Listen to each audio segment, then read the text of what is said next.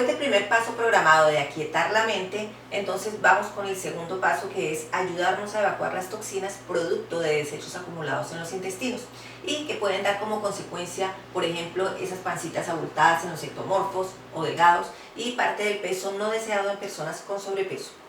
Hablamos de limpiar esa carcasa que se ha formado en las paredes intestinales porque no evacuamos los desechos de cada comida. Hay personas que durante días, semanas, meses sin evacuar y es cuando surgen complicaciones, estreñimiento, dolores, diarrea, colon irritable, en fin. Se recurre generalmente a laxantes, químicos, pastillas para el dolor, etc. Pero como no se está atacando la causa sino la consecuencia, entonces al corto tiempo vuelven las complicaciones. Por más que gastemos dinero en vitaminas, suplementos, proteínas de alta calidad, muy poco se van a absorber. ¿Por qué? Veamos. La función más importante del intestino delgado es absorber los nutrientes de los alimentos para que tengamos las reservas necesarias de azúcar, grasas, carbohidratos, proteínas. Esta absorción se realiza mediante los vellos de las paredes intestinales, pero si esos vellos están cubiertos de una carcasa de materia fecal que con el tiempo se va engrosando, dificultando el paso de los nutrientes, como hablamos anteriormente, entonces muy poca será la absorción. Ahora, lo que no se absorbe en el intestino delgado pasa al colon o intestino grueso, cuya función más importante es recuperar el agua para hacer la digestión. Si el colon tiene más desechos acumulados, la evacuación se vuelve lenta. Y es cuando esos desechos se putrefactan creando bacterias malas, digamos. Ellas comen desechos y excretan sustancias venenosas llamadas toxinas. Y es cuando se produce la enfermedad. Porque si el colon debe recuperar el agua y esa agua tiene que pasar por esas toxinas, será un agua contaminada, un lodazal. Por lo cual el colon se tapa y tiene que rebasar en algún lado y el hígado es el primero en enfrentarlo. Bueno, ¿y dónde está nuestra flora bacteriana benéfica que hace parte de nuestro sistema inmune? Probablemente con tanta bacteria mala y sus toxinas, esta flora estará en menor cantidad. Y si a eso le sumamos que nosotros no consumimos la fibra suficiente que es con lo que ella se alimenta, las bacterias malas se van a reproducir más rápidamente porque ellas sí tienen muchos desechos que comer. Hay muchas clases de bacterias y hongos perjudiciales para nosotros. Por ejemplo, la conocida Candida albicans, que afecta a las mucosas como las de la boca y se presentan en forma de llaguitas o placas, o también picores en los órganos genitales y muchos otros síntomas.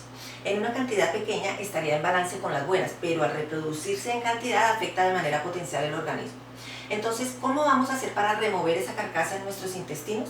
La mejor manera, naturalmente. Como decía Hipócrates, que tu alimento sea tu medicina, que tu medicina sea tu alimento. Hay hábitos naturales muy eficaces y nada complicados que actúan como agentes de limpieza constante. Si los tenemos en cuenta todos, excelente. De lo contrario, pues hacer lo máximo, lo que cada uno pueda y tenga a su alcance y quiera. Pero recordemos, todos los cuerpos son diferentes y reaccionan de manera diferente a los estímulos externos. Entonces, como la idea es incluir estos hábitos de por vida sin caer en excesos, fanatismo, estrés, sin dejar de comer lo que nos gusta incluso, con todo lo que estamos recordando, seguro vamos a ir organizando una alimentación más adecuada a nuestro favor. Tiene mucha importancia hacer los cambios de manera ordenada. Poco a poco vamos observando cómo mejora nuestra digestión y evacuamos más frecuentemente. Incluso reducimos el abultamiento abdominal. Recordemos también que todo exceso es malo, entonces establezcamos individualmente un límite de tolerancia. Si sienten que algo no les cae bien, evítenlo por un tiempo mientras van limpiando sus intestinos y después vuelvan a probar nuevamente. Primero, sin demora empezar el consumo de magnesio, en la forma más adecuada y más económica, ya que es algo para toda la vida. Ya sabremos por qué en otro video.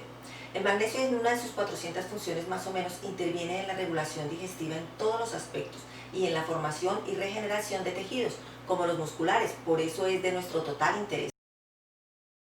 Segundo, incrementando el consumo del agua, minimizando el sodio, por supuesto, para evitar retención de líquido. Por cada 7 kilos de peso, un vaso con agua en clima frío. En clima cálido, por cada 5 kilos, un vaso de 8 onzas aproximadamente. Tercero, el consumo de la gel de sábila funciona como laxante suave. Tiene muchísimas propiedades, en este caso estimula la evacuación de toxinas, contiene enzimas y también vitaminas del complejo B, esencial para los músculos. Consumirla con el estómago vacío. Puede ser en la mañana y noche, unos 7 días seguidos mínimo. También infusiones de hierbas como el tomillo y el diente de león actúan como laxantes suaves y son fáciles de conseguir. También consumirlas con el estómago vacío varias veces a la semana. Quinto, aumentar nuestras bacterias buenas consumiendo alimentos probióticos. Sería bueno, por ejemplo, consumir los lácteos únicamente en su forma fermentada, como el kumis, yogures, kefir en algunas localidades. Estas contienen millones de bacterias que liberan sustancias saludables y crecen en el tracto digestivo. Sexto, así como nosotros necesitamos comer para sobrevivir, nuestras bacterias benéficas también, para que cumplan con todas sus funciones. Así que hay que darles de lo que comen, alimentos llamados prebióticos, que contienen la fibra dietética que nosotros no digerimos. Por ejemplo, el ajo, la cebolla, las legumbres vegetales, trigo, avena, bananos, etc.